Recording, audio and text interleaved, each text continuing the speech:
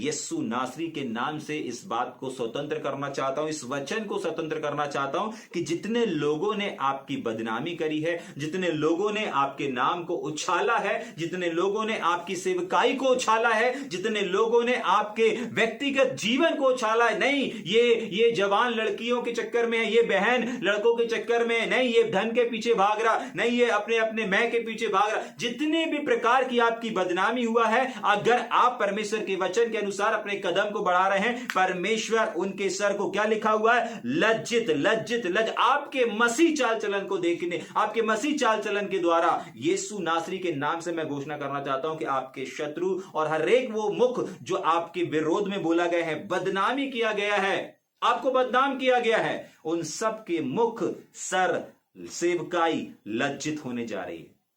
यदि तुम भलाई करने के लिए यदि हम भलाई करने के लिए, क्या लिखा हुआ है?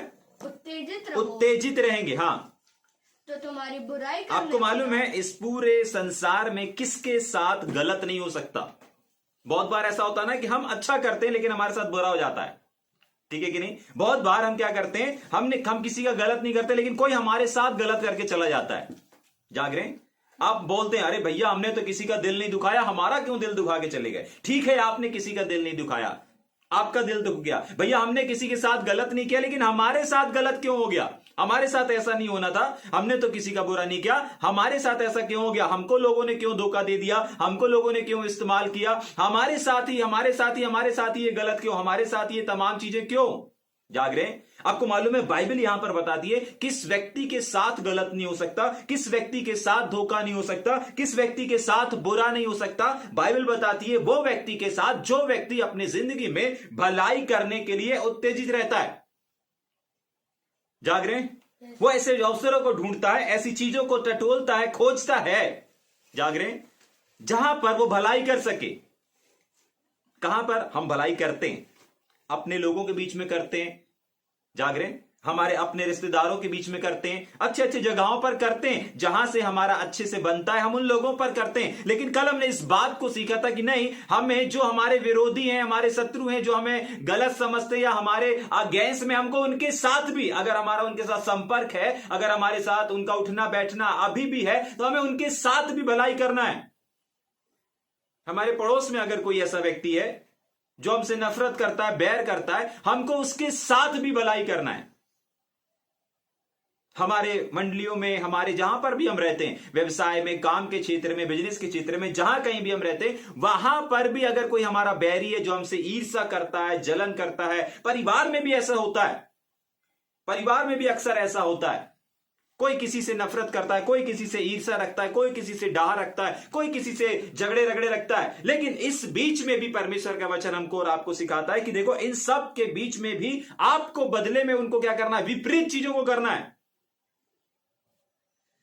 और अगर विपरीत चीज करेंगे, उसके बाद जो स्टेप है, उस स्टेप को आज हम देखेंगे। विपरीत चीज करेंगे तो कल हमने दो चीज को देखा था कि हमारे पास एक ऐसा जीवन परमेश्वर देगा और एक ऐसे अच्छे दिन देगा जिसका वादा परमेश्वर करता है अच्छे दिन देने की। वो सरकार या नेताओं के समान कुछ ऐसे लोग रहते हैं ना, कुछ अच्छे नेता भी हैं, कुछ बुरे नेता भी रहते हैं, तो वो उन बुरे नेताओं के समान नहीं है जो सिर्फ वादे करते हैं कि अच्छे दिन आने वाले, अच्छे दिन आने वाले, और जिंदगी निकल जाती है, अच्छे दिन नहीं आते, साल निकल जाता है, वर्ष निकल जाता है, उनका 5 साल कंप्लीट हो जाता है, लेकिन फिर भी अच्छे दिन नहीं आते। लेकिन एक है जिसने वादा किया है कि अच्छे दिन आएंगे। लेकिन अच्छे दिन कैसे आएंगे, कल हमने सीखा था। ठीक, आज एक और चीज कि किस व्यक्ति के साथ में गलत नहीं हो सकता। कोई चाह करके भी उसके साथ गलत नहीं कर सकता, कोई चाह करके भी उसके साथ धोखा नहीं कर सकता। और वो व्यक्ति कौन है? जो व्यक्ति भलाई करने के लिए उत्तेजित रहता है। भैया हम किसी के साथ गलत नहीं करते, हम अपने काम से काम मतलब रखते हैं, अपने परिवार से परिवार मतलब रखते हैं, अपने चर्च से चर्च में मतलब रखते हैं, लेकिन फिर भी लोग हमारे साथ गलत कर देते हैं, फिर भी लोग हमारे साथ टीच कर देते हैं, फिर भी हमको छल लेते हैं, फिर भी हमें धोखा दे देते हैं। सावधान, आप कोई गलत नहीं कर रहे ना, अच्छी चीज है, वो तो अच्छा ही है।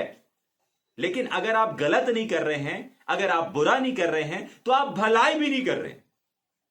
अगर आप गलत करने के लिए आगे नहीं है, अगर आप बुरा करने के लिए आगे नहीं है, अच्छी चीज है, ये बुरी चीज नहीं है, लेकिन आप भलाई करने भी तो आगे नहीं है।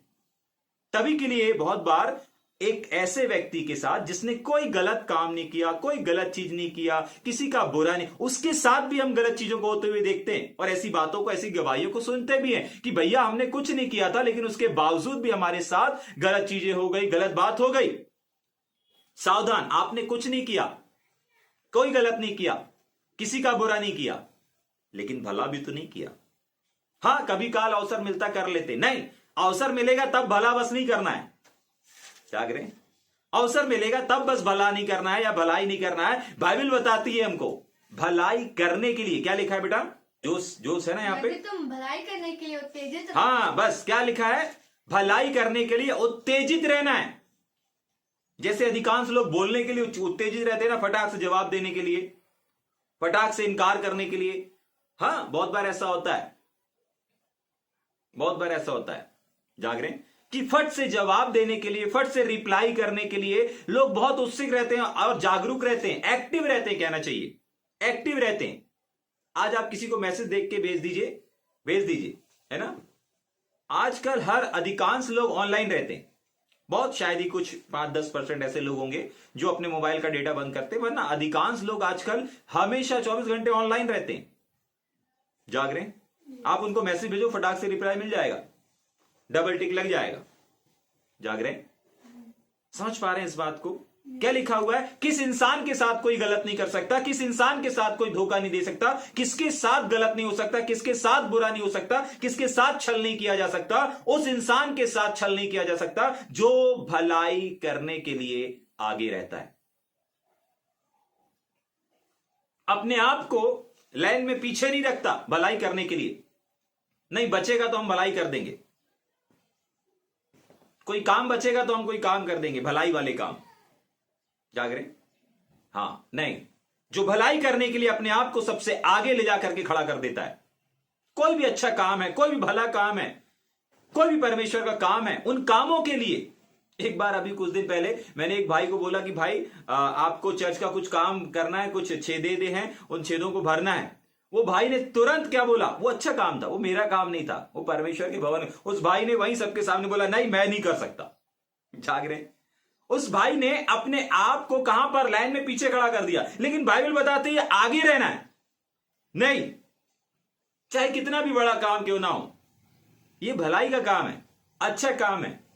जाग रहे? परमेश्वर के भवन का काम, लोगों के साथ भलाई करने का काम, विशेषकर परमेश्वर के भवन का जो काम रहता है ना, वो सबसे ज्यादा भला काम है। क्योंकि परमेश्वर ने अपने भवन को अभी से नहीं, पुराने नियम से लेकर नए नियम तक बनाने में, टूट फूट सुधारने में, बहुत सारे ऐसे उदाहरण हैं, बहुत सारी ऐसी जगह है जहां पर परमेश्वर ने अपने भवन के कामों के ऊपर ध्यान दिया है। आपको मालूम है परमेश्वर के भवन के लिए खुद परमेश्वर इतना गंभीर है कि अगर वहां का एक भी बर्तन अगर कोई इस्तेमाल कर लेता था किसी चीज के लिए, ध्यान से सुनिएगा, परमेश्वर अपने भवन के प्रति इतना जागरूक और इतना एक्टिव रहते हैं और इतना गंभीर रहते हैं कि अगर परमेश्वर के भवन की कोई वस्तु, अगर कोई, चाहे राजा महाराजा ही क्यों ना हो, दानियल की किताब में पढ़ लेना, उसने क्या किया था? परमेश्वर के भवन का पात्र कहीं और इस्तेमाल कर लिया था।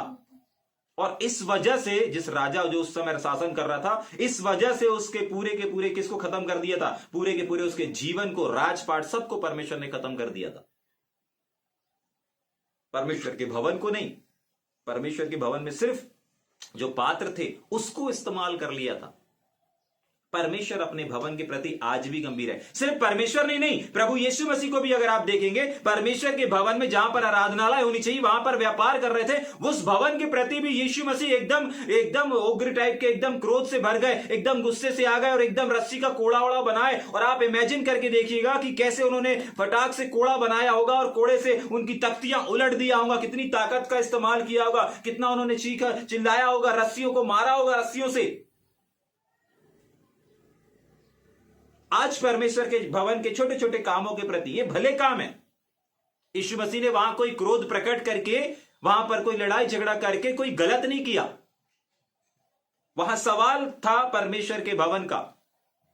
आज न जाने कितने ऐसे भवन हैं जो उजड़े पड़े हैं। जब हम यूपी में जाते हैं, यूपी में देखते हैं बहुत सारे ऐसे भवन हैं जिनके पास जिनके विश्वासी लोग हैं, उनके घर अच्छे अच्छे बने हैं, लेकिन परमेश्वर के भवन उजड़े पड़े रहते। जाग रहे हैं? हाँ, उनके पास अवसर है कि वो भला कर सकते हैं, लेकिन अपने आप को अपने लेंटर वाले घर के पीछे रखते। और सिर्फ यूपी में ही नहीं, और भी जगहों पर जम जाते। उनके घर में जब गए तो उनके घर अच्छे बने हुए, अच्छे मकान, अच्छी सुविधा है, लेकिन भवन की हालत कैसी रहती है?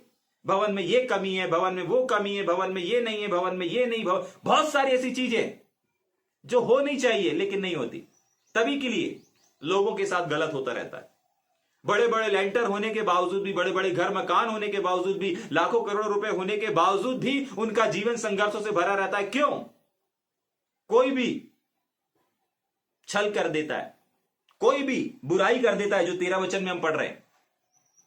और उसका कारण परमेश्वर नहीं है। उसका कारण यह है कि परमेश्वर ने एक सिस्टम ठहराया कि अगर एक इंसान भलाई करने में, अपने भलाई के कामों को करने के लिए आगे रहता है ना, उसके साथ कोई चाह करके भी गलत नहीं कर सकता। कोई पूरा प्लान भी करेगा ना, योजना भी बनाएगा, उस व्यक्ति के साथ गलत नहीं कर सकता। समझ पा रहे हैं इस बात को? एक और बार पढ़ेंगे बेटा। यदि तुम भलाई करने हाँ, यदि तुम, ध्यान से सुनिएगा, यदि तुम भलाई करने में उत्तेजित रहो, आगे रहो, प्रथम रहो, पहला नंबर होना चाहिए। अगर कोई काम आ रहा है, अगर कोई कमी दिख रही है, अगर कोई घटी दिख रही है, पहले मैं करूंगा, ये भला काम है, ये भला काम है, पहले मैं करके दिखाऊंगा। कंपटीशन करें, कंपटीशन करें। देखें अपने अपने, आप जहां से भी, जिस भी जगह से, जिस भी स्थान से, जिस भी स्टेज से इस बात को सुन रहे हैं, आप देखें परमेश्वर के भवन में, आप जहां कहीं भी संगति करते हैं, जहां कहीं भी फेलोशिप करते हैं, जिस भी चर्च से आप जुड़े हुए हैं, जिस भी दरबार से आप जुड़े, अपने दरबार को देखें और एक बार अपने घर को देखें। परमेश्वर का वचन में लिखा है, क्या तुम्हारे लिए छत वाले घर में, लेंटर वाले घर में, अच्छी सुविधाओं में रहने का समय है? नहीं, जबकि परमेश्वर का भवन उजड़ा पड़ा है। हम परमेश्वर के भवन की कमी घटी को कभी नहीं देखेंगे, लेकिन क्या करेंगे? यही तो भला काम है, अपने घर को बनाना ही भला काम है क्या? जाग रहे हैं?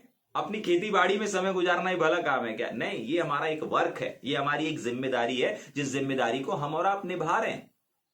ये हमारा कर्तव्य है, जो इस संसार में परमेश्वर ने हमें पत्नी बच्चे दिए हैं, इनके साथ हमें, इनके पालन पोषण के लिए हमें काम करना, ये हमारी जिम्मेदारी है। ये भले काम नहीं है। आप अगर सोचें कि ये भले काम है, ये भले काम नहीं। भला काम वो है, जागरे, जो परमेश्वर के लिए किया जाता है। भला काम वो है जो परमेश्वर के राज्य के लिए किया जाता है। उसमें आपका फायदा नहीं है, परमेश्वर का फायदा, परमेश्वर के भवन का फायदा है। समझ पा रहे हैं इस चीज को? हाँ, वापस पढ़ेंगे। यदि एक व्यक्ति भलाई करने के लिए उत्तेजित रहता है तो बाइबल बताती है कि उसके साथ बुरा नहीं हो सकता। अगर आप चाहते हैं कि आपके साथ कभी बुरा ना हो, ध्यान से सुनिएगा, कुछ मत करो। आप बोलते हैं ना कि भैया हमने किसी का गलत नहीं किया, ठीक है, गलत नहीं कर रहे हो इतना काफी नहीं है। आप किसी का साथ अन्याय नहीं कर रहे हो इतना काफी नहीं है। आप किसी के साथ गलत नहीं कर रहे हो इतना भी काफी नहीं। आप किसी को धोखा नहीं दे रहे हो इतना भी काफी नहीं है। आप किसी का कुछ छीन नहीं रहे हो इतना भी काफी नहीं है। इससे बढ़कर एक कदम उठाना पड़ेगा, और वो कदम है भलाई करने का कदम। जब एक इंसान भलाई करने के लिए अपने कदम को बढ़ाता है, तब उसके बाद बाइबल बताती है कि तब उसकी बुराई करने वाला कौन है? जाग रहे हैं? वो इंसान चाहे छोटा सा ही क्यों ना हो, 100 रुपए कमाने वाला ही इंसान क्यों ना हो, अगर वो भलाई करने के लिए उत्तेजित है तो एक राजा महाराजा जैसे पद में बैठे हुआ व्यक्ति भी उस 100 रुपए की सैलरी वाले का गलत नहीं कर सकता। समझ पा रहे हैं? हाँ, क्योंकि एक इंसान जो 100 रुपए कमा रहा है वो परमेश्वर के वचन को पूरा कर रहा है। उसको जहां अवसर, जहां जहां ढूंढ ढूंढ के क्या कर रहा है? भलाई कर रहा है। एक वचन पूरा करने से बाइबल बताती है पूरे स्वर्ग की सेना उसके लिए लग जाती है। स्वर्ग के दूत उसकी हिफाजत करते हैं, उसके चारों ओर आग की शहरपनाह काम करने लगती है। बाइबल में लिखा है उसके चारों ओर आग की शहरपनाह मंडराने लगती है। किस व्यक्ति के सामने? जो व्यक्ति भलाई करने के लिए अपने आप को आगे रखता है, परमेश्वर के काम के लिए अपने आप को आगे रखता है। जाग रहे हैं? समझ में आ रहा है? एक और बार पढ़ेंगे बेटा। यदि तुम भलाई करने हाँ, के लिए, इतना सुनने और समझने के बाद फिर परमेश्वर का वचन कहता है यदि तुम भलाई करने के लिए उत्तेजित रहो। इसके पहले भी हमने सुना था, इसके पहले भी हमने बीते दिन में पढ़ा हुआ था, लेकिन आज फिर हम इस चीज को पढ़ रहे हैं। जाग रहे हैं? बीते दिन में हमने इस बात को सीखा था कि इनके साथ बुराई, जो हमसे बुराई करते हैं उनके साथ भी हमें भलाई करना है।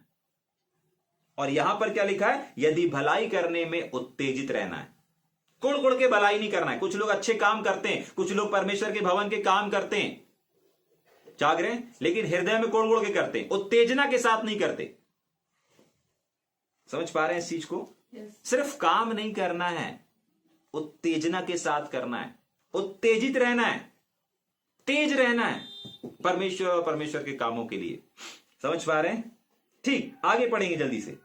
तो तुम्हारी बुराई करने पहली वाले बात हमने क्या देखी? अगर आप चाहते हैं कि सारी कायनात मिलकर के भी आपका गलत ना करे, तो आपको एक ही काम करना है, भलाई भलाई भलाई भलाई भलाई, और वो सबसे पहले परमेश्वर और परमेश्वर के राज के लिए। जाग रहे हैं? आज अपने घर में सोने से पहले, आज अपने क्षेत्र, अपने घर, अपने बंगले, अपने जगह पर, अपने कंफर्ट जोन में जाने से पहले एक बार अपने चर्च, अपने दरबार, अपने परमेश्वर के भवन के बारे में सोचिएगा। परमेश्वर का वचन कहता है कि मेरा भवन उजड़ा पड़ा हुआ है। जाग रहे हैं? अभी भी उसमें कुछ भलाई के काम है जो बाकी हैं। ठीक, आगे। यदि तुम धर्म के कारण, देखिए धार्मिकता शब्द जोड़ा। अगर आप बोल रहे नहीं भैया यहां चर्च नहीं लिखा है, यहां चर्च नहीं लिखा, दरबार नहीं लिखा है, लेकिन धार्मिकता लिखी हुई है। अब धर्म के काम, धर्म की चीजें कहां पर होती हैं? जाग रहे हैं? वापस पढ़ना। यदि तुम धर्म के कारण यानी कि मसीह के कारण, परमेश्वर के काम के कारण, परमेश्वर के सुसमाचार के कारण, परमेश्वर की फेलोशिप के कारण, जहां पर हम फेलोशिप करते हैं, संगति करते हैं। जाग रहे हैं? ठीक है। यदि तुम भलाई करने हैं धर्म के कारण दुख भी उठाओ। ठीक है कि नहीं? हाँ, सुनेंगे ध्यान से। आगे। तो धन्य हो। क्या हो? धन्य हो। तो क्या हो? धन्य हो। क्यों धन्य हो? पहले तो सवाल है। पहली चीज तो हमारे साथ कोई गलत नहीं कर पाएगा, और अगर धर्म के कारण, अगर परमेश्वर के संगति फेलोशिप की वजह से अगर हमारे और आपके जीवन में दुख आता है, याद रखिएगा वो वाला दुख नहीं जो हमने कल देखा था कि अगर हमने किसी लड़की के ऊपर कमेंट्स पास कर दिया तो पुलिस वाले आकर के हमको दे दनादन चालू कर दिए। जाग रहे हैं? हाँ। वो वाला दुख नहीं, ये वो वाला दुख है जो धर्म के यानी कि संगति के वजह से। संगति की वजह से कैसे दुख आता भैया? एग्जाम्पल के लिए, आपको कहीं 500 रुपए का या 400 रुपए का या 1000 रुपए का कहीं ऑफर है कि आप वहां पर खेत में काम कर सकते हैं, आप कोई भी ऐसा काम जिस काम को आप करते हैं, ठीक है, कोई भी ऐसा ओवर टाइम, मान लीजिए आप 6 घंटे काम करते हैं, किसी ने बोला भाई मैं 500 और दूंगा, 2 घंटे और कर ले, लेकिन उस 2 घंटे में आपको परमेश्वर को समय देना था। आपने कहा यार 2 घंटे में 500 मिल रहे हैं हमको एक्स्ट्रा, और कर लेते अपन 2 घंटे। जाग रहे हैं? समझ पा रहे हैं? आपने वहां पर क्या किया? 2 घंटे एक्स्ट्रा कर लिया, आपने दुख नहीं उठाया। लेकिन वो दुख में कब बदल जाएगा? जब आप 500 रुपए का तिरस्कार करेंगे, 1000 रुपए का तिरस्कार करेंगे, और जो आप परमेश्वर को देंगे, आपको दुख होगा। पता है किसकी वजह से दुख होगा? कि आप संगति में आए लेकिन आपने 500 रुपए का बलिदान करके आया, 600 का बलिदान करके आया, 1000 रुपए का बलिदान करके आया। समझ पा रहे हैं? कुछ लोग सेवकाई में जाते हैं और सेवकाई में सताव होता है, उनको पीड़ाएं देते हैं, सुसमाचार सुनाने गए हैं, उनको मारा जाता है, कुछ जगह पर झूठे आरोप लगा के बंदी गृह में बंद कर दिया जाता है। जाग रहे? किसकी वजह से? सुसमाचार प्रचार करने निकले थे, प्रभु आपसे प्यार करता है भैया, टैक्स बांट रहे थे, इस वजह से क्या हुआ? पकड़ लिया। जाग रहे? धर्म परिवर्तन कर रहे हैं, बदल रहे हैं, ये कर रहे हैं, वो कर रहे हैं, अब पकड़ लिया, जकड़ लिया और क्या कर दिया? बंद कर दिया। आया ना दुख? किसके वजह से आया? काम कर रहे थे इसलिए आया, या फिर सेवकाई के किसी ना किसी कार्य से जुड़े हुए थे इस वजह से दुख आया? आया किसी ना किसी रूप से, किसी ना किसी बात से, किसी ना किसी वजह से, मसीह के कारण से दुख आया। जाग रहे? हाँ, कहीं आप पिकनिक में गए, वहां पर बैठ के आराधना कर रहे थे, बहुत सारे ऐसे किस्से होते हैं कि भैया हम तो पूरे चर्च के साथ गए थे, पिकनिक में गए थे, पिकनिक में हम लोग क्यूब ले जा करके बढ़िया आराधना कर रहे थे, आराधना करते करते अचानक कुछ विरोधी लोग आ गए, बोले तुम लोग यहाँ पर क्या कर रहे हो, यहाँ पर धार्मिक स्थल है, यहाँ पर ऐसा नहीं कर सकते, वैसा नहीं कर सकते, और हम लोग को ले जा करके हम लोग को सताव किए, मारे। ये आया, दुख आया। जाकर किसकी वजह से? अगर आप वहां भक्ति नहीं कर रहे होते, नॉर्मल संसार के समान पिकनिक मना रहे होते, तो क्या दुख आता? नहीं आता, नहीं आता, दुख नहीं आता। यहां बाइबल बताती है अगर यदि धर्म के कारण, ठीक है, तो 3-4 प्रकार के उदाहरण अपन ने देख लिए कि अगर धर्म के कारण, संगति के कारण, फेलोशिप के कारण अगर दुख आता है। देखिए जब 500 का बलिदान करेंगे ना, दुख तो होगा, अरे यार 1 घंटा और कर लेता, 2 घंटा और कर लेता, 1000 मिल जाते, 1 घंटे में 500 मिल रहे थे, 2 घंटे में 1000 मिल रहे थे। तकलीफ होगी, दर्द होगा, दुख होगा।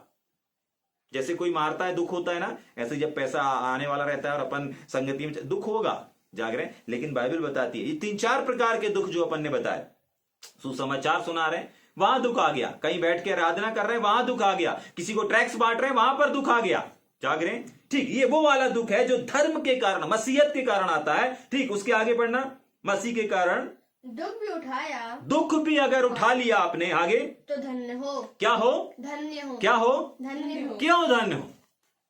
ठीक है कि नहीं? इस धन्यता को भी आज हम देखेंगे कि अगर हम दुख उठाते हैं मसीह के कारण तो धन्य कहा जा रहा है, तो क्यों कहा जा रहा है और होता क्या है हमको ऐसे दुख उठाने से, जाग रहे हैं। हाँ, आगे लिखा हुआ है, आगे हम पढ़ेंगे, अभी अपन ने पढ़ चुका है इसको ना, 22 वचन तक अपन ने पढ़ा, वहां पर एक जगह लिखा था, पढ़ेंगे क्या उस वचन को, फिर वापस हम यहीं पर आएंगे, 17 वचन पढ़ेंगे, हाँ फिर वापस यहीं 14 में आएंगे। क्योंकि यदि परमेश्वर की यही इच्छा हाँ, क्योंकि यदि परमेश्वर की यही इच्छा हो कि आगे कि तुम भलाई करने के कारण, भलाई करने मतलब अच्छा काम करने के कारण तुम क्या हो गए? दुख उठाओ। दुख उठाओ तो यह बुराई करने के कारण, बुराई करने के कारण दुख भी उठाने से उत्तम, दुख उठाने से बेहतर है। जाग रहे हैं? समझ पा रहे हैं? वापस 14 में आकर के हम देखेंगे कि भला काम करने, धर्म के काम करने, इसके वजह से दुख आ रहा है। और ये क्या लिखा है यहां पर कि ये क्या हो? धन्य हो। ठीक है, तो हम कुछ वचन को देखेंगे कि क्यों धन्य हो। ठीक है, सबसे पहले निकालेंगे मेरे साथ में मत्ती रचित सुसमाचार, उसका 5वां अध्याय। जल्दी से क्या देखने जा रहे हैं हम? हमको दुख उठाना है, ठीक है, लेकिन क्यों? इस दुख से हो क्या रहा है? इस दुख से हो क्या रहा है, इस चीज को देखेंगे अपन। समझ में आ रहा है? अगर हम धर्म के कारण दुख उठा रहे हैं तो इस दुख से हो क्या रहा है, दुख उठाने से क्या फायदा हो रहा है, इस चीज को देखेंगे आगे। जल्दी 5 अध्याय और उसका 10 वचन को पढ़ेंगे क्या? मत्ती 5:10। हाँ, धन्य है वे जो धार्मिकता के कारण, क्या है? धार्मिकता के कारण सताए, जिनके जीवन में धर्म की वजह से, किसकी वजह से? धर्म की वजह से, परमेश्वर के वचन को बांटने की वजह से, आराधना करने की वजह से, संगति करने की वजह से, फेलोशिप, ये तमाम जो धर्म के काम जुड़े, इनकी वजह से अगर किसी के जीवन में दुख आ रहा है, तकलीफ आ रही है, तो क्या लिखा हुआ है? हाँ, सताए जाते हैं। हाँ, क्योंकि स्वर्ग का राज उन्हीं का है। क्या है? स्वर्ग का राज। तो जब आपके जीवन में धर्म के वजह से, यानी कि आराधना करते समय कोई सताव आया, बहुत सारे आप वीडियो देखते हैं ना कि चर्च चल रहा है, दरबार चल रहा है और अचानक से कुछ लोग, विरोधी लोग घुस जाते हैं और तोड़ फोड़ करने लगते हैं। वो लोग क्या कर रहे हैं? वो किसी की बुराई नहीं कर रहे हैं, आराधना कर रहे हैं प्रभु की। कई बार आपने देखा कि प्रार्थना कर रहे हैं कमरे में बैठ करके और विरोधी लोग पहुंच जाते हैं। कई बार आपने देखा रोड में खड़े होकर के बोल रहे हैं प्रभु आपसे प्यार करता है, लेकिन अचानक से उनको कोई अटैक कर देता है, अचानक से कोई मार देता है। जाग रहे हैं? एक और उदाहरण मैंने बताया कि जब आपके पास काम आया, उसी समय जब आप काम को छोड़ते हैं तो आपको दुख आता, तकलीफ आती है। आपको कुछ करना था, आप कर सकते थे उन पैसों से, लेकिन नहीं करे। आपने किसको महत्व दिया? परमेश्वर को। उस वजह से आपके 500 चले गए, जा चले गए। बहुत बार ऐसे दुख हमारे जीवन में परमेश्वर के वचन, मसीह धर्म के वजह से आते हैं। लेकिन बाइबल हमको उत्साहित करती है और इस वचन से मैं भी आपको उत्साहित करना चाहता हूं कि इन दुख से होता क्या है। क्या लिखा है? वापस पढ़ेंगे 5:10। हाँ, धन्य है वे लोग जो धार्मिकता के कारण, धर्म के कारण, मेरी बाइबल में लिखा हुआ है ओल्ड वर्जन में धर्म के कारण। ठीक, आगे धर्म के कारण सताए जाते, धर्म के कारण सताए जाते हैं, और सताना मतलब दुख को आना। ठीक, उसके आगे क्योंकि स्वर्ग का राज उन्हीं क्योंकि स्वर्ग का राज उन्हीं का है। ध्यान से सुन लीजिए कि अगर आप परमेश्वर के किसी भी काम की वजह से आपके जीवन में दुख आ रहा है, ठीक है, 14 वचन में वापस आएंगे और वहां पर उसको फिर से पढ़ेंगे एक बार। वहां 14 में लिखा हुआ है कि यदि तुम धर्म के कारण दुख पाते हो तो याद रखिए तुम सिर्फ दुख नहीं पा रहे हो, तुम स्वर्ग का टिकट पा रहे हो। जाग रहे हैं? तुम स्वर्ग के टिकट की बुकिंग पा रहे हो, तुम स्वर्ग में मकान कंफर्मेशन हो रहा है तुम्हारा। समझ पा रहे हैं इस बात को? क्या लिखा है 5:10 में कि यदि तुम धर्म के कारण सताए जाते हो तो धन्य हो। क्यों? क्योंकि स्वर्ग का राज्य तुम्हारा है। स्वर्ग का राज्य परमेश्वर ने आपके लिए दे देता है, रजिस्ट्री कर देता है। कब रजिस्ट्री कर देता है? जब परमेश्वर के बेटे और बेटियों के जीवन में दुख आता है, तकलीफ आती है। किसकी वजह से? किसी के ऊपर नेगेटिव टिप्पणी करने की वजह से नहीं, लेकिन परमेश्वर के काम को करते समय अगर कोई दुख आ रहा है, परमेश्वर के राज्य के लिए आप कुछ करना चाह रहे हैं, कुछ बलिदान करना चाह रहे हैं, और उस वजह से आपके जीवन में, घर में, परिवार में अगर दुख आ रहा है, उस समय परमेश्वर आपका रिजर्वेशन पक्का कर देता है। उस समय स्वर्ग का जो प्लाट है, स्वर्ग का जो बंगला है, स्वर्ग का जो हीरो जवाहरात उसे सजा हुआ है, उसमें आपका बंगला, आपका रूम, आपका वो घर, मकान, महल बुक कर देता है। नहीं, इस व्यक्ति का ये फ्लैट है, इस व्यक्ति का ये मकान है, इस व्यक्ति का ये बंगला है। क्यों? क्योंकि देखो मेरे काम के लिए, मेरे काम के लिए देखो इसने दुख उठाया। इसके जीवन में जो दुख आया ना, ये इसकी गलती की वजह से नहीं आया, ये मेरे काम को करने की वजह से आया है। न जाने कितने ऐसे लोग हैं, कितने ऐसे सेवक हैं जिनको सेवकाई करते समय दुख आ रहा है। कितने ऐसे लोग हैं जो दुख उठा उठा करके सेवा कर रहे हैं। इब्रानी की पत्री में लिखा हुआ है, हमारे प्रभु यीशु मसीह ने दुख उठा उठा करके आज्ञा मानना सीखा। आपको मालूम है, प्रतिदिन जो परमेश्वर हमको और आपको सिखा रहे हैं अपने वचन से, इनको पूरा करने के लिए आपको दुख से होकर के गुजरना पड़ेगा। अगर परमेश्वर का वचन हमको सिखाता है कि प्रतिदिन आपको परमेश्वर के काम को करना है, प्रतिदिन आपको भलाई के काम करना है, तो इस भलाई के काम को और परमेश्वर के काम को करने के लिए आपको दुख उठाना पड़ेगा। जाग रहे हैं? दुख उठाना पड़ेगा।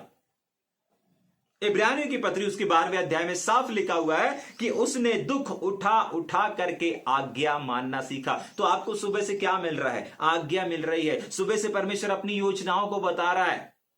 जाग रहे हैं? हर दिन परमेश्वर जब बाइबल अध्ययन अपन करते हैं, कुछ ना कुछ परमेश्वर हमें बताते हैं कि नहीं, मैं इस चीज से खुश होता हूं, मैं इस बात से प्रसन्न होता हूं। अभी भी परमेश्वर हमें कुछ बात को बता रहे हैं कि आप भलाई करो, भलाई करो।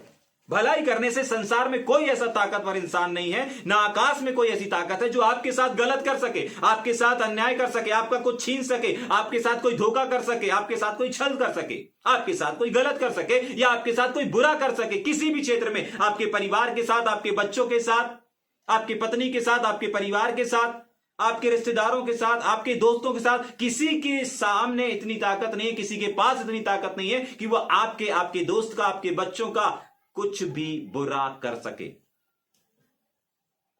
जाग रहे? समझ में आ रहा है? याद रखिएगा, बहुत सारे वचन हैं, स्वर्गदूत आ जाते हैं भलाई करने वाले लोगों के साथ में,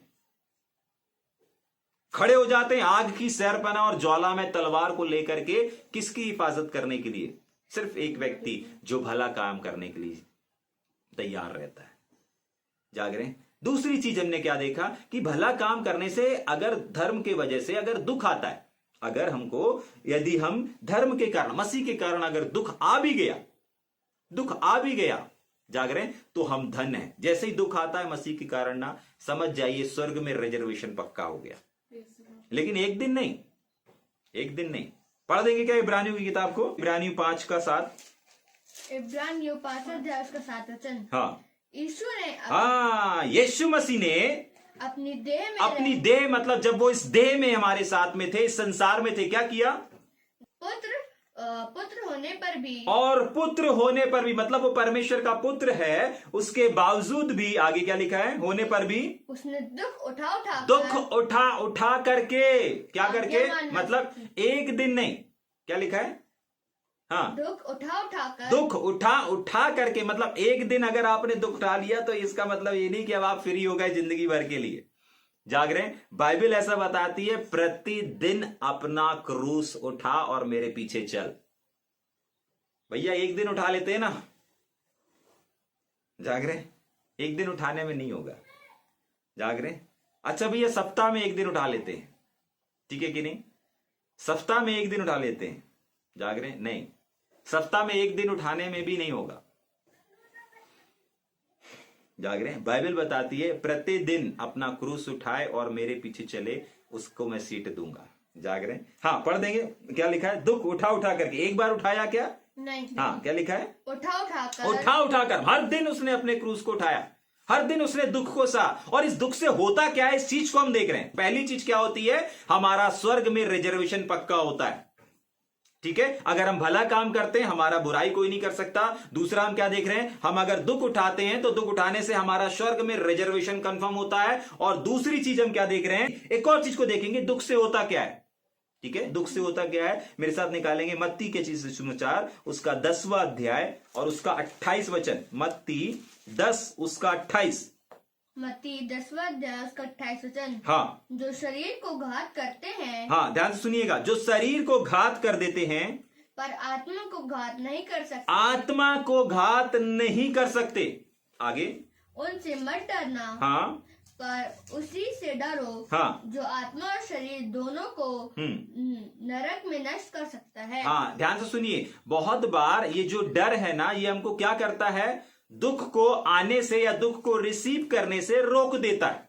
एग्जाम्पल के अपन उदाहरण देखेंगे ना, उदाहरण से अच्छे समझ में आएगा। देखिए, बहुत बार अगर आप कहीं प्रचार कर रहे हैं या आराधना कर रहे हैं और आपको मालूम है कि यहां पर विरोध हो सकता है, जाग रहे हैं, तो आप क्या करेंगे, आराधना बंद कर देंगे, प्रार्थना बंद कर देंगे, ये बंद कर देंगे। अगर आप बोलेंगे नहीं वहां पर प्रार्थना करने मत जाना है और वहां पर पड़ोस में ऐसा है वैसा है, समझ गए, हाँ, वहां पर विरोधी रहता है, वहां पर ये रहता है, वहां पर वो रहता है। आपने क्या किया, एक डर आया ना, हाँ, एक डर आया, अरे यार मैं अगर वहां पे जोर से प्रार्थना कर दूंगा, पता चला अगल बगल के आ गए और मेरे को पकड़ ली, डर आ गया।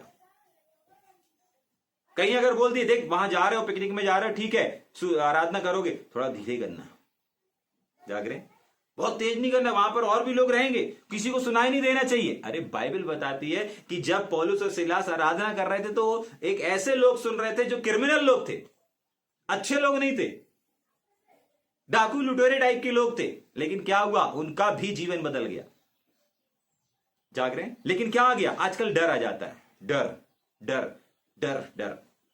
अगर एक शहर में सताव हुआ तो उस एक शहर में अगर कलीसिया बंद हुआ, दरबार बंद हुआ, तो बाकी आसपास के सारे लोग दरबार और चर्च बंद कर देते। क्या हुआ, अरे उनके यहां पाबंदी लगा, आपके यहां तो नहीं लगा ना, अरे उनके यहां आ गए भैया, हमारे यहां भी जाएंगे इसलिए पहले ही बंद कर दिए। बाइबल बताती है परमेश्वर के राज्य में डरपोक लोग प्रवेश नहीं कर सकते।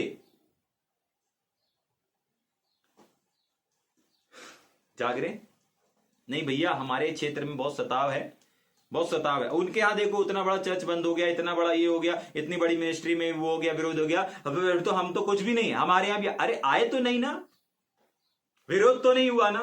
विरोध से पहले अगर हम एक्शन ले रहे हैं वो है डर। विरोध के पहले अगर हम किसी चीज को कर रहे हैं तो इसका मतलब हमारे जीवनों में, हमारे हृदयों में, हमारे विवेक में डर है जो दस्तक दे रहा है, और दस्तक दे नहीं रहा है परंतु दस्तक दे के वो हमारे अंदर आ चुका है। बाइबल बताती है परमेश्वर को निधड़क लोग पसंद है। और यहां पर मत्ती की किताब उसका 10 अध्याय उसके 28 वचन में हम इस बात को सीख रहे हैं कि हमको उन लोगों से नहीं डरना है। एक्चुअली ये जो डर है ना, ये हमें दुख उठाने से रोक देता है। इमेजिन करके देखे ना, आपके पास एक अवसर था कि आप दुख उठा सकते थे, लेकिन आपने डर के मारे, डर की वजह से, डर आपको सुनने मिल गया कहीं से कि ऐसे से ऐसा हो रहा है, वैसे से ऐसा हो रहा है, सताव हो सकता है, ये हो सकता है, आपने सब बंद कर दिया, सेवा बंद कर दिया।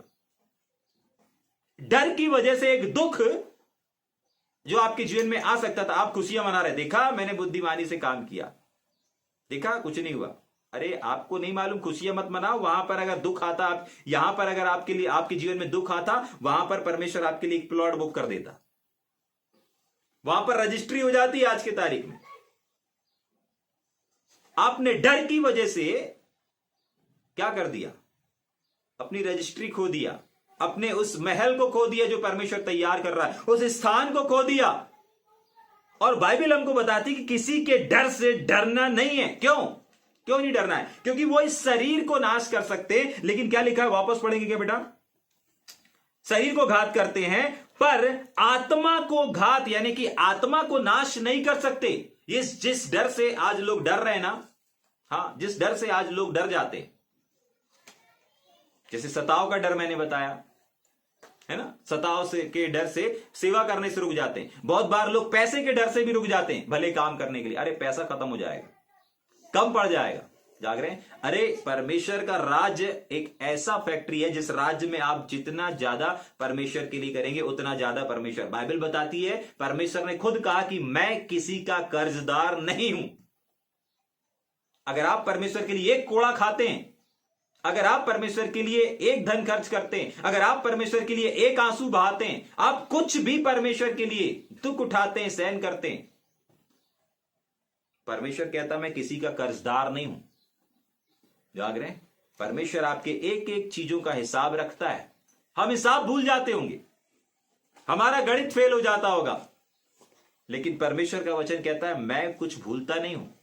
परमेश्वर आपके कामों को, आपके परिश्रमों को भूला नहीं है। जाग रहे हैं, और आज हमको वो इस वचन से उत्साहित करना चाहता है कि देखो जो शरीर को घात करते ना, उनसे डरने की जरूरत नहीं है। क्यों? क्योंकि वो तुम्हारी आत्मा तक पहुंच ही नहीं सकते। और आगे क्या लिखा है? हाँ, अगर डरना है, पर उससे डरो जो आत्मा और शरीर दोनों को नरक में डाल सकता है।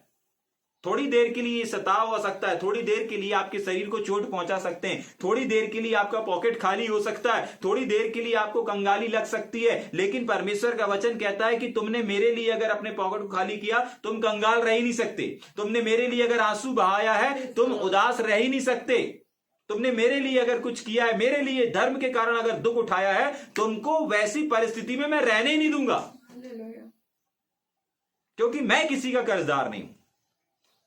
आंसू बहाए ना, कोड़े खाए ना, मार खाई ना, नुकसान सहाना, दर्द सहाना, दुख सहाना, मैं बदले में 100 गुना देने तैयार हूं। आमीन, आमीन। जाग रहे? यस। ठीक, वापस आएंगे हम 14 वचन में। जल्दी से। पर लोगों के डरने से मत डरो। हाँ, क्या लिखा हुआ है? लोगों के डराने से मत डरो। वापस आएंगे 14 वचन में। 14, पहला पत्रस 3 अध्याय 14 वचन। यदि तुम धर्म के कारण दुख भी उठाओ तो धन्य हो। क्या हो? धन्य हो। क्यों धन्य हो? हमने पहली चीज देखा कि हमारा नाम स्वर्ग में है, रजिस्ट्री हमारी स्वर्ग में है। दूसरा हमने क्या देखा कि वो लोग हमारी आत्मा को तो छू ही नहीं सकते, तो हम काहे को डरे? ठीक है कि नहीं? वो हमारे शरीर को कर सकते हैं, कुछ भी करेंगे, लेकिन हमारी आत्मा तक तो पहुंच ही नहीं सकते, जिसका उद्धार होना है, जो सनातन काल तक रहेगी। अभी ये जो चमड़ी, ये जो आप हाथ पैर देख रहे, ये तो गिरा दिया जाएगा।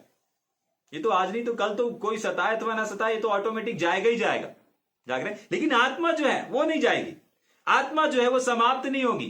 क्यों नहीं होगी? क्योंकि उसका वादा है, बाइबल बताती है, शरीर मिट्टी में मिल जाता है, लेकिन आत्मा परमेश्वर के पास चली जाती है। जाग रहे? हाँ, एक और वचन पढ़ेंगे क्या? 15 वचन इसके आगे, जल्दी से। पर मसीह को प्रभु जानकर, मसीह यीशु को प्रभु जानकर अपने मन में पवित्र समझो। अपने मन में क्या करो? पवित्र समझो। पूरा पढ़ेंगे 15 वचन। जो कोई से तुम्हारी आशा के विषय में कुछ पूछे, जी, हाँ, उसे उत्तर देने के लिए, उसको उत्तर देने के लिए सर्वदा तैयार रहो। क्या रहो? सदा सर्वदा तैयार रहो। एक और चीज हम यहाँ पर देखेंगे और समझेंगे, हमेशा ये जो दुख और कष्ट और मुसीबत आपके और हमारे पास आ रहे हैं ना, इन सब के बीच में आपको और हमको कुछ समझना है। और क्या समझना है, इस चीज को भी अपन समझेंगे और इस बात को देखेंगे। क्या? एक चीज को देखेंगे। 15 वचन को फिर से पढ़ेंगे, आखिरी लाइन को। जो भी तुम उत्तर देने के लिए, वहां से पढ़ेंगे, उत्तर देने के लिए सर्वदा तैयार रहो। किस बात का उत्तर देने के लिए? और आखिरी वर्ड भी पढ़ेंगे। पर नम्रता। किसके साथ? नम्रता के साथ। हाँ, आपको उत्तर देना है। हाँ, आपको तत्पर तैयार रहना है। जाग रहे हैं? हर एक चीज के लिए, सिर्फ जवाब देने के लिए नहीं, सिर्फ पलट करके अपनी बात को रखने के लिए नहीं। बाइबल ऐसा बताती है, वो तो आपको नम्रता से करना है। लेकिन हर एक वो जो दुख आता है, हर एक वो जो तकलीफ आती है, हर एक वो जो धर्म के वजह से, हर एक जो मसीह के वजह से अगर आ रहा है, तो आपको उस कष्ट को परमेश्वर की ओर से समझना है। क्यों? क्योंकि ये किसका टिकट है? स्वर्ग का टिकट है। जाग रहे हैं? हर एक दुख आपको क्या करता है? स्वर्ग की ओर लेकर के जाता है। जैसे यीशु मसीह ने, अभी हमने इब्रानियों में पढ़ा था, उसने दुख उठा उठा करके आज्ञा मानना सीखा, और बाइबल बताती है कि परमेश्वर ने उसको अति महान कर दिया और वो परमेश्वर के पास जाकर के बैठ गया। तो अगर आप भी उसी पीछे पीछे रास्ते पर चलेंगे, तो आप भी जब इन दुखों को उठाते उठाते जाएंगे, तो आप भी उसके पीछे, उसके साथ में बैठेंगे। जाग रहे हैं? समझ पा रहे हैं? ठीक, एक और चीज को पढ़ेंगे, जल्दी से 16 वचन को पढ़ेंगे। और विवेक भी शुद्ध रखो। क्या रखो? शुद्ध रखो। विवेक भी शुद्ध रखो। और आगे? इसलिए जिन बातों के विषय में तुम्हारी बदनामी होती है, हाँ, उनके विषय में, हाँ, जो मसीह में तुम्हारे अच्छे चाल चलन का अपमान करते हैं। देखिए, एक और चीज, जब हम दुख को सहते ना, अन्याय को सहते हैं ना, और बुरे के साथ भला करते हैं, ठीक है, सबसे इंपॉर्टेंट और सबसे महत्वपूर्ण चीज यही है कि जब हम बुरे के साथ में भला करते हैं, तो कुछ चीजें होती हैं। वापस पढ़ना 16 वचन, विवेक की शुद्ध रखो, उसके आगे, इसीलिए जिन बातों के विषय में तुम्हारी बदनामी होती है। अब सोच करके देखें, इमेजिन करें कि आपके नाम की, आपके चरित्र की, आपके सेवकाई की, आपके परिवार की, आपके बोली की, आपके बच्चों की, आपके पति की, आपकी पत्नी की, कहां कहां पर क्या हुई है? बदनामी हुई है। आपने सुना होगा नेगेटिव चीजों को, नेगेटिव बातों को, कि आपकी पत्नी के विषय में, अपने पति के विषय में, इस भाई के विषय में, इस बहन के विषय में कुछ ना कुछ नेगेटिव चीजों को आपने क्या किया है? सुना है और लोग करते हैं, बदनाम करते हैं, बदनामी करते हैं। ये भाई गलत है, इसकी सेवा गलत है, ये यहां पर गलत है, वो वहां पर गलत है, इसने ये गलत किया, उसने वो गलत किया, इसका बच्चा गलत है, इसकी बच्ची गलत है, इसकी मम्मी गलत है, इसके पापा गलत हैं, इसका लीडर गलत है, इसका पास्टर गलत है, इसके विश्वासी गलत हैं। हाँ, होती है, बदनामी होती है, हमने सुना है बहुत जगहों पर, इस बात को सुना है, देखा है, फेस किया है। लेकिन बाइबल हमको कुछ बताती है। इस बदनामी के बीच में, इस बदनामी के मंजर में परमेश्वर का वचन हमको कुछ बातों को सिखाता है और समझाता है। जब आपके विषय में बदनामी हो, चाहे परिवार के विषय में बदनामी हो, बहुत बार परिवार के लोग ही बदनाम करते ना, करते हैं।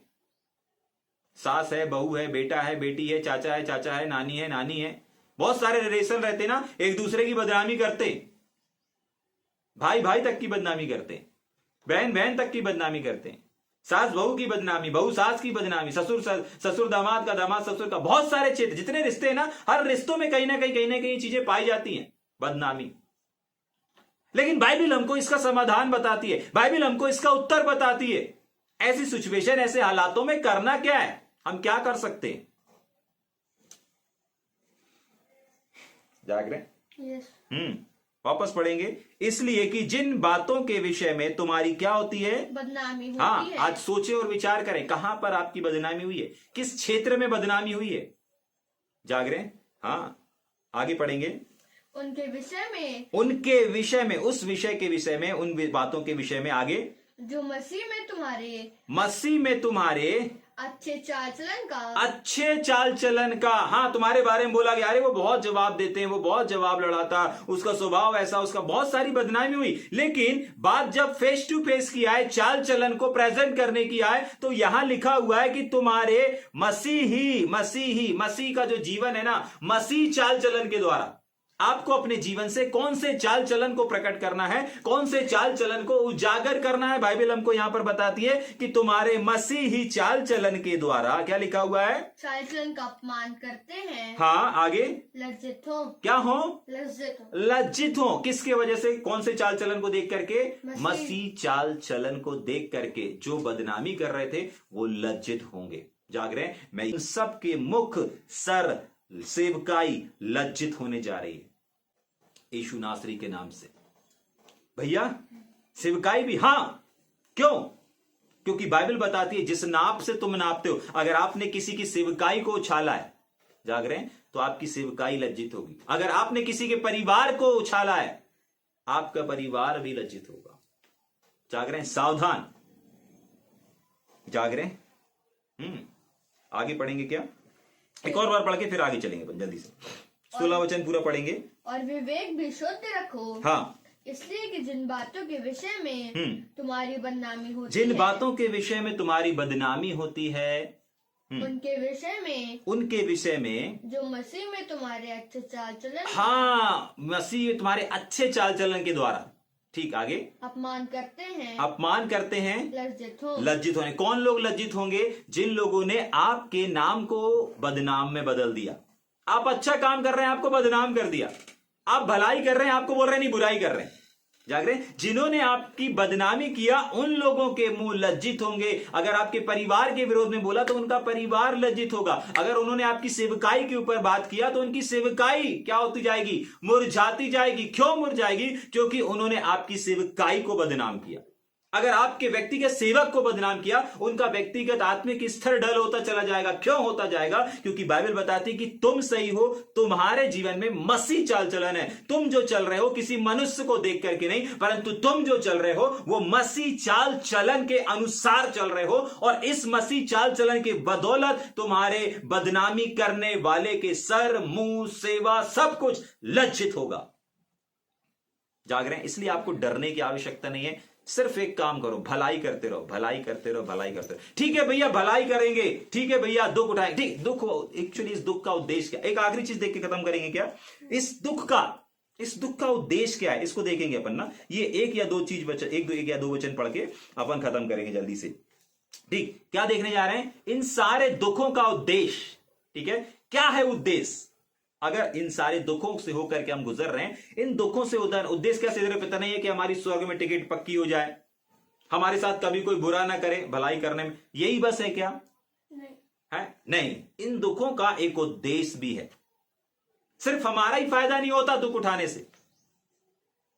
मसीह के कारण अगर हम दुख उठा रहे हैं तो सिर्फ हमारे लिए कंफर्मेशन नहीं होता, और भी कुछ होता है आत्मिक मंडल में, और भी कुछ होता है इस दिन में, इस दिनचर्या में। उस चीज को हम देखकर ही खत्म करेंगे। क्या देखा हमने? पहला, भलाई अगर करेंगे, संसार का कोई व्यक्ति आपके साथ गलत नहीं कर सकता। दुनिया के किसी कोने में चले जाओ, किसी की ताकत में इतनी ताकत नहीं कि आपके साथ गलत कर सके। दूसरा, हमने देखा कि आपका स्वर्ग में टिकट, मकान, बंगला तैयार हो जाता है अगर आप मसीह के कारण दुख उठाते हो। तीसरा, हमने देखा कि किसी के डर से आपको डरना नहीं है। क्यों? क्योंकि आपकी आत्मा को कोई छू नहीं सकता। शरीर को कुछ कर सकते, आत्मा को कुछ नहीं कर सकता। ठीक है, एक और चीज देखने जा रहे हैं कि इन दुखों को अगर हम उठा रहे हैं तो इन दुखों का उद्देश्य क्या है, निचोड़ क्या है। एग्जाम्पल के लिए, यीशु मसीह संसार में आए। ठीक है, इसको बता के फिर अपन जाएंगे ताकि आपको समझ में आ जाए जो हम देखने जा रहे हैं। यीशु मसीह, यूहन्ना रचित समाचार में या लूका में लिखा हुआ है कि देखो ये वो जगत का मेमना है जो सारे जगत के पाप को उठाए लिए जाता है। मतलब यीशु मसीह संसार में किस लिए आए? उसका निचोड़ क्या था? सारे संसार के पापों को हर लेना, ले जाना, दूर कर देना।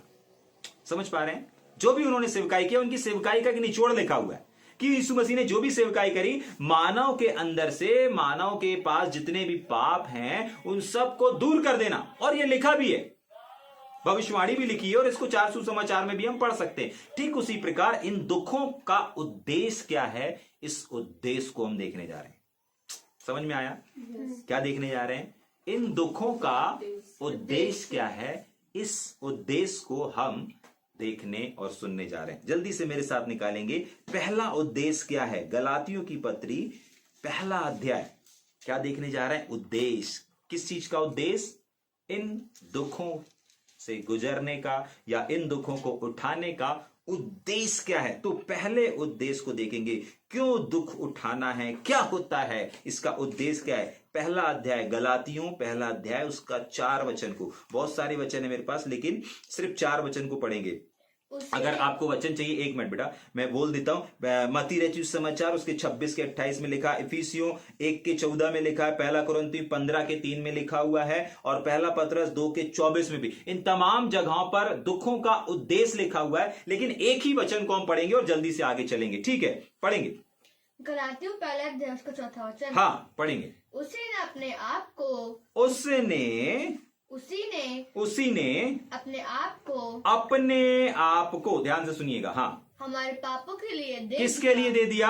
हमारे पापों के लिए दे दिया। आगे, ताकि हमारे परमेश्वर, ताकि मतलब उद्देश्य, ताकि मतलब उद्देश्य, हाँ, क्या हो? हमारे परमेश्वर और पिता की इच्छा के अनुसार। किसके अनुसार? एक पिता की, हाँ, पिता की इच्छा के अनुसार क्या हो?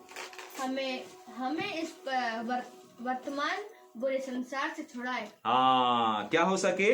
वर्तमान बुरे संसार से छुड़ाए। आपके दुख उठाने से पता है क्या हो रहा है? बहुत सारे लोग छुड़ाए जा रहे हैं। क्या हो रहा है?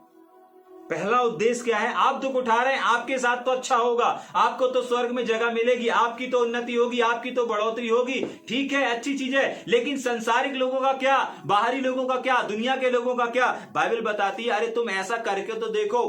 यीशु मसीह के इस दुख उठाने से क्या हुआ? यीशु मसीह ने दुख उठाया ना, आज दुख उठा करके अगर वो चला गया, आज हम और आप क्यों उसके पीछे हैं? हम भी तो बुरे इंसान थे, हम भी तो लड़ाई झगड़ा मारपीट वाले में लोग थे। आज क्यों प्रभु के वचन को बांट रहे हैं? आज क्यों प्रभु की आवाज को आप तक पहुंचा रहे हैं? क्यों इस आवाज को आप सुन पा रहे हैं? क्यों क्यों क्यों? यीशु मसीह ने तो दुख उठाया ना, लेकिन उसके दुख उठाए जाने से क्या हुआ? आज कितने सारे यीशु मसीह तैयार हो गए। आप अगर इस बात को सुन रहे हैं, अगर आप एक सेवक हैं, आप एक छोटे यीशु मसीह हैं।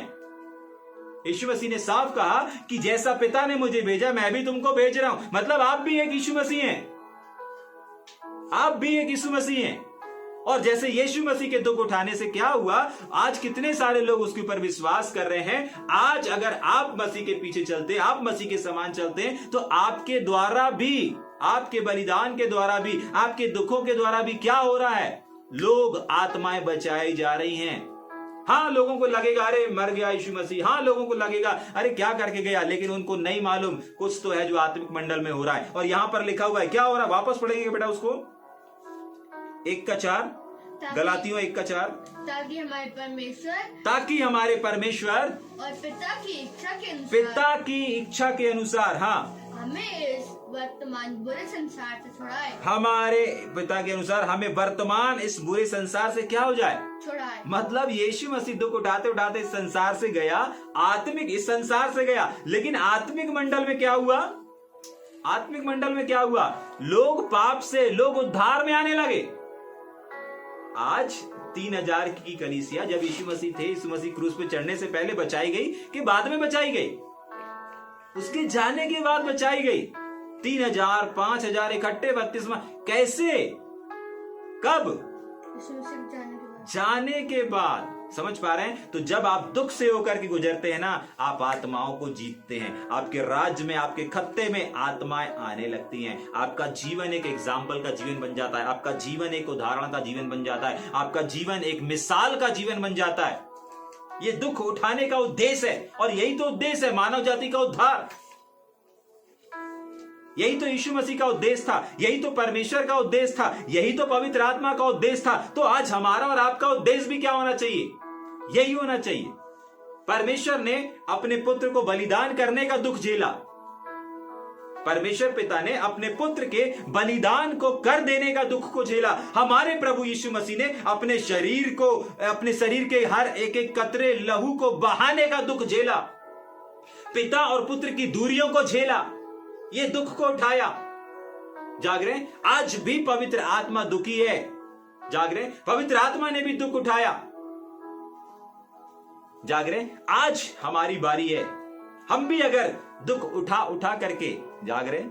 आनंद आनंद के साथ नहीं, दुख उठा उठा करके अगर हम क्या करते हैं, आज्ञा मानना सीखते हैं, क्या करते हैं, हमारे दुख उठा उठा करके अगर हम परमेश्वर के पीछे चलते हैं, बाइबल बताती है बहुत सारी आत्माएं हैं प्रभु के पास आ रही। आपको लगेगा नहीं मेरे से इससे क्या होगा, इस चीज को करने से क्या होगा, इस बलिदान को करने से क्या होगा, बाइबल बताती है क्या हुआ, यहां पर बहुत सारे लोगों को छुड़ाए गए। ठीक, दूसरा उद्देश्य देखेंगे जल्दी से, रोमियो की पत्री 5वां अध्याय 6, 7, 8 तीनों वचन को पढ़ेंगे। दूसरा उद्देश्य इन दुखों से होकर के गुजरने का, इन दुखों से, इन दुखों को उठाने का, इन दुखों को लेकर के चलने का, इस दुखों में हमको ये वचन है जो बल देता है उत्साहित, और इसका उद्देश्य बताता है कि एक्चुअली इन दुखों का उद्देश्य क्या है। अगर आपके जीवन में कोई उद्देश्य, अगर आपके जीवन में अगर कोई दुख चल रहा है, उस दुख का उद्देश्य क्या है, वो भी मसीह वाला दुख। जाग रहे? पढ़ेंगे जल्दी से, रोमियो 5 अध्याय, रोमियो की पत्री 5वां अध्याय, उसका 6, 7 और 8। हाँ जल्दी से। क्योंकि जब हम निर्बल ही थे, क्योंकि जब हम निर्बल थे, यस, तो मसीह ठीक समय पर भक्तिहीनों, किसके लिए, धर्मियों के लिए, अच्छे, आज के वर्जन में अगर हम बोलेंगे अच्छे लोगों के लिए या बुरे लोगों के लिए, आपका समय किसके लिए, ये जो दुख है ये किसके लिए, आप भैया उठा रहे हैं दुख, हम उठा रहे हैं अपने पत्नी बच्चे परिवार के लिए उठा रहे हैं भैया, मेहनत कर रहे हैं, सब कुछ कर रहे हैं, लेकिन बाइबल बताती है किसके लिए भी दुख उठाना है, किसके लिए भी आपको संघर्ष करना है। बाइबल यहां बताती है ऐसे व्यक्ति जो योग्य नहीं है। आज हम अगर जेल सेवकाई कर रहे हैं, जेल सेवकाई में क्या अच्छे लोग मिलते हैं, दान पुण्य करने वाले मिलते हैं? नहीं, क्रिमिनल मिलते हैं, जिनके बीच में हम प्रेम को बांटते हैं, आनंद को बांटते हैं, खुशी को बांटते हैं, उनके चेहरे, उनके सर पे जो राख रहती है, उनको क्या करते हैं, उनको एहसास दिलाते हैं, ताकि वो जेल से निकलने के बाद किसी अच्छी राह पर चलें, अपने क्राइम के रास्ते को छोड़ें। बहुत बार ऐसा होता है कि सरकार उनको सजा सुना देती है, सजा सुनाने के बाद वो सजा काट भी लेते हैं, लेकिन सजा काटने के बाद जब वो जेल से बाहर आते हैं, बाहर आने के बाद फिर वही काम करते हैं, फिर वही काम करते हैं। लेकिन हम और आप जाके क्या कर रहे हैं, हम और आप जा करके उनको एहसास दिला रहे हैं कि देखो भाई बहन, जो आपने किया है वो गलत किया है। जाग रहे हैं?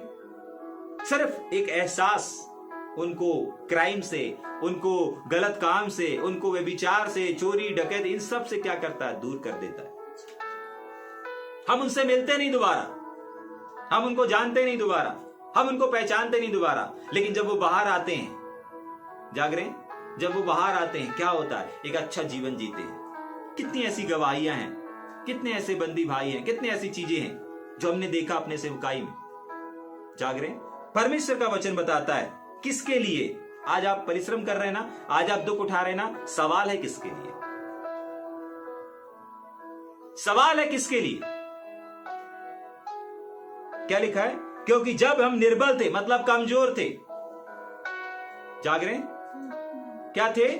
कमजोर थे। दूसरा क्या है?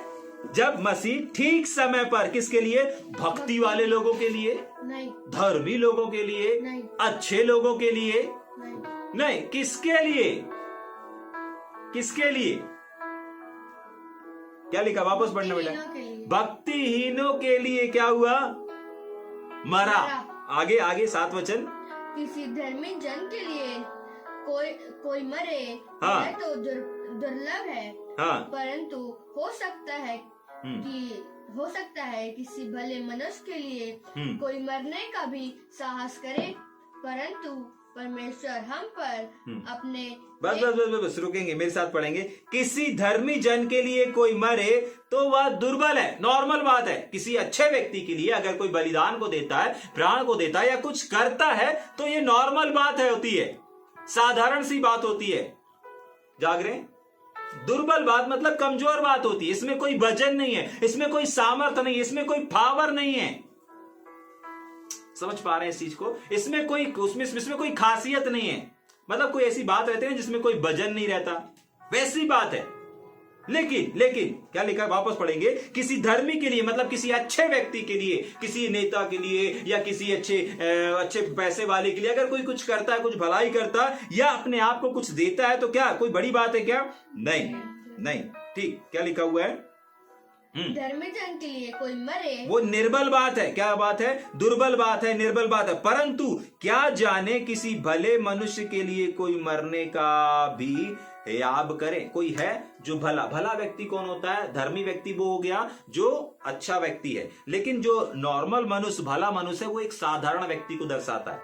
यहां भला मनुष्य लिखा हुआ है ना, भला मनुष्य मतलब साधारण इंसान। भला मनुष्य का मतलब क्या है? एक साधारण नॉर्मल इंसान। उसके लिए कुछ करते हैं क्या? वो पावरफुल बात है, वो सामर्थ्यशाली बात है, वो असाधारण वाली बात है। समझ पा रहे हैं इस चीज को? ठीक, आगे पढ़ेंगे जल्दी से, फिर अपन खत्म करेंगे। परंतु परमेश्वर हम पर अपने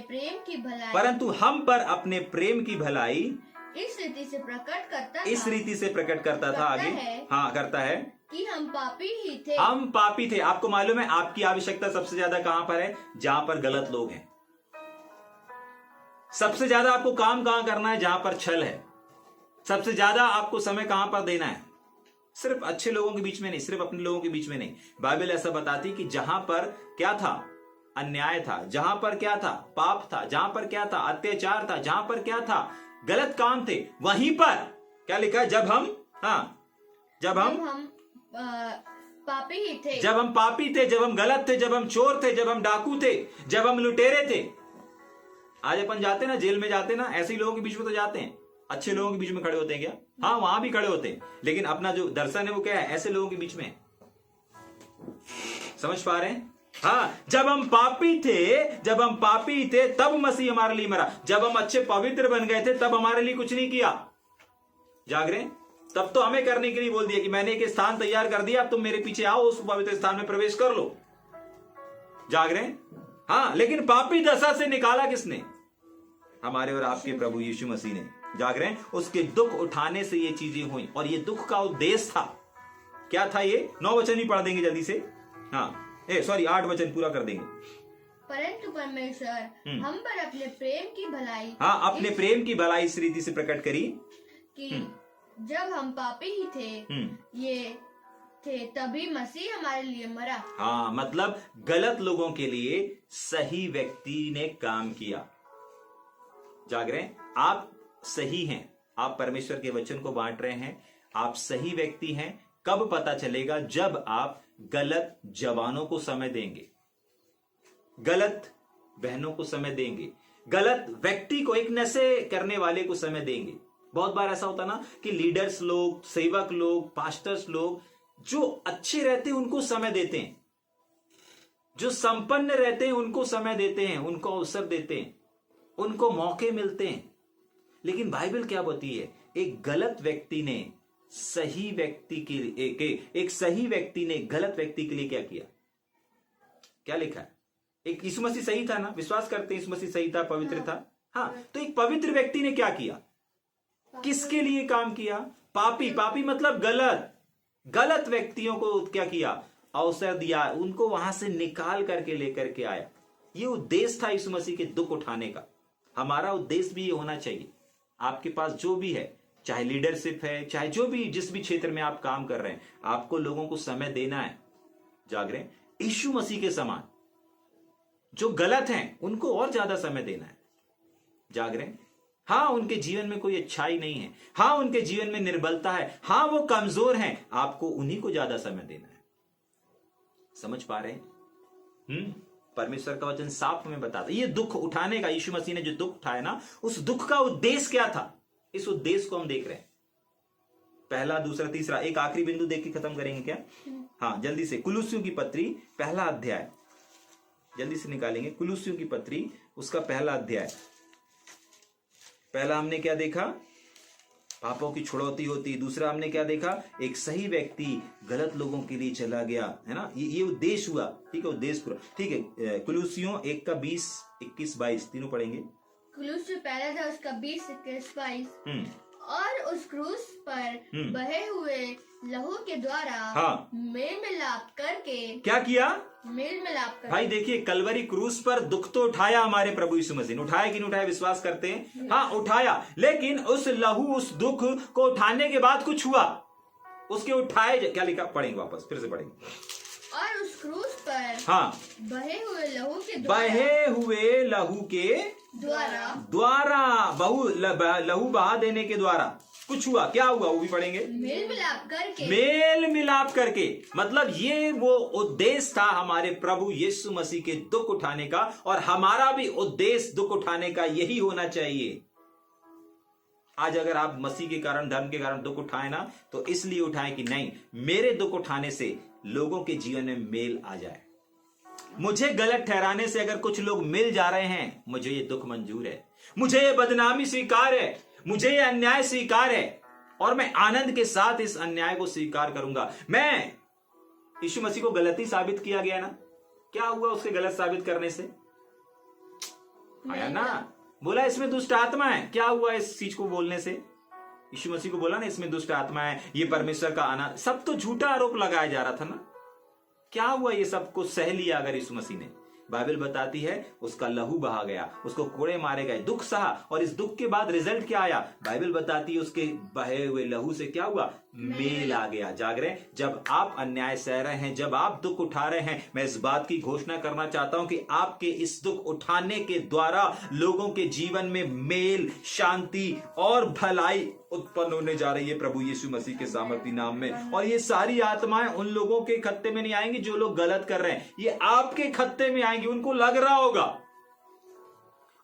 रहा होगा कि नहीं हम कर रहे हैं, हम ये कर रहे हैं, हम वो कर रहे हैं। नहीं, एक्चुअली जब आप दुख उठा रहे हैं ना, तो वो आत्माएं भी आपके अकाउंट में गिनी जाएंगी।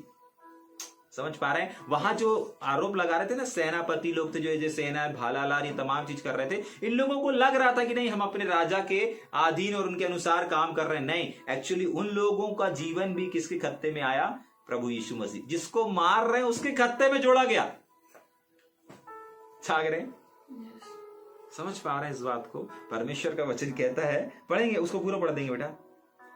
20, 21, 22 तीनों वचन को पढ़ देंगे। मेल मिलाप करके सब वस्तुओं का उसी के द्वारा, यीशु मसीह के दुख उठाने के द्वारा से हाँ अपने साथ में मेल कर लिया। किसके साथ में मेल कर लिया? भैया वो तो इस संसार से चले गए। अगर संसार से चले गए तो आज क्यों आप परमेश्वर के वचन को सुन रहे हैं? अगर संसार से चले गए तो आज क्यों इतनी सारी तादाद है यीशु मसीह के ऊपर विश्वास करने वालों की? अगर संसार से चले गए, अगर यीशु मसीह का नाम मिट गया, अगर यीशु मसीह समाप्त हो गया, तो क्यों आज जगह जगह प्रचार है? क्यों आज जगह जगह कलीसियाएं हैं? क्यों आज जगह जगह सुसमाचार सुनाया जा रहा? क्यों भीड़ की भीड़ यीशु मसीह के पीछे आ रही है? क्यों आज धारा की नाई लोग यीशु मसीह पर विश्वास कर रहे हैं? क्यों क्यों क्यों क्यों? क्योंकि उसके दुख उठाने के द्वारा ये लोगों की धारा के समान उसकी ओर मुड़ रहे हैं। मेल होते चले जा रहा है, मेल बढ़ता चला जा रहा है, भीड़ बढ़ती चली जा रही है, गिनती बढ़ती चली जा रही है, अभिषेक बढ़ता चला जा रहा है और सामर्थ के काम बढ़ते चले जा रहे हैं। किसके द्वारा? अगर यीशु मसीह चला गया होता तो सिर्फ एक वजह से, उसके दुख उठाने की वजह से। जाग रहे? अगर शत्रुओं को अगर शत्रु लोग वहां विजय होते तो यीशु मसीह का नाम नहीं लिया जाता। अगर कलवरी क्रूस पर शत्रु शैतान जीता होता तो शत्रु शैतान का नाम हल्ला होता। शत्रु शैतान की गिनतियां बढ़ती। आज किसकी गिनतियां ज्यादा हैं? परमेश्वर के काम करने वालों की गिनती ज्यादा है, उसके ऊपर विश्वास करने वालों की गिनती ज्यादा है। जाग रहे हैं? नगर नगर, गांव के गांव विश्वास कर रहे हैं, शहर के शहर विश्वास कर रहे हैं। आप उठा के देख लीजिए, पंजाब को देख लीजिए, हमारे पूरा एक राज्य। जाग रहे हैं? हाँ, इमेजिन करके देखें कि पूरा राज्य आज पंजाब में अधिकांश 99% लोग विश्वास कर रहे हैं। जाग रहे हैं? हाँ, इमेजिन करके देखिए कितनी तादाद है। और सिर्फ अपने हिंदुस्तान में ही नहीं, परंतु दुनिया के बाहर भी कितने ऐसे मसीहों की संख्या है जो दिन प्रतिदिन बढ़ती और बढ़ती चली जा रही है। हर साल सर्वे होता है, हर साल सर्च किया जाता है कि किसकी तादाद सबसे ज्यादा है। सबसे ज्यादा तादाद निकल करके आती है पूरी दुनिया में, और वो है प्रभु यीशु मसीह के ऊपर विश्वास करने के लोग, जो उसके ऊपर विश्वास करते। कैसे वो संभव हो पा रहा है? सिर्फ यीशु मसीह के दुख उठा, और यही उद्देश्य था, यही मुख्य उद्देश्य था हमारे प्रभु यीशु मसीह के लहू को बहाने का और यीशु मसीह के दुख उठाने का। जागरे? हाँ, कि उसके उठाए जाने से सारे लोग, उसके लहू बहाए जाने से सब लोगों का मेल हो जाए। किससे हो जाए? परमेश्वर से हो जाए, प्रभु यीशु मसीह से हो जाए। जागरे? आइए थोड़ी देर आंखों को बंद करेंगे, हम प्रार्थना करेंगे। अगर थोड़ा सा भी आज आपने समझा है, अगर आप चाहते हैं कि आपके जीवन में कोई भी गलत ना करने पाए, हाँ, आपके साथ कोई गलत नहीं कर सकता, आपके साथ कोई अन्याय नहीं कर सकता। किसी के पास इतनी ताकत, किसी के पास इतनी सामर्थ्य नहीं है कि वो आपके साथ बुरा कर सके, अन्याय कर सके, गलत कर सके। परमेश्वर का वचन हमको इस बात को बताता और सिखाता है। अगर हम दुख उठाते हैं मसीह के वजह से, धर्म के कारण, स्वर्ग में हमारा जगह, स्थान कंफर्म हो जाता है। आज हमने देखा दुख उठाने से क्या होता है, दुख का उद्देश्य क्या है। जो यीशु का उद्देश्य था, आज वही उद्देश्य आपका है, वही उद्देश्य मेरा है, वही उद्देश्य हम सबका होना चाहिए। और उस उद्देश्य को पूरा करने के लिए, उस दुख को उठाने के लिए, अगर आपको बदनामी सहना पड़े, अगर आपको अपने नाम की आलोचना सहना पड़े। आज हमने इस बात को भी देखा कि अगर लोग हमारी बदनामी करते हैं, परमेश्वर हमारे मसीह चाल चलन को देख करके, हमारे मसीह चाल चलन के द्वारा उनको, सर को, उनके सेवकाई को, उनके हर एक चीज को, जिसने भी आपकी बदनामी किया, लज्जित करने पर है। लज्जित हो जाएंगे, बिल्कुल चिंता न करें। आइए थोड़ी देर अपनी आंखों को बंद करेंगे, हम प्रार्थना करेंगे। सनातन काल के विराट परमेश्वर पिता, हम आपको धन्यवाद देते हैं प्रभु जी, आपकी स्तुति तारीफ करते हैं। नासरत यीशु मसीह के नाम से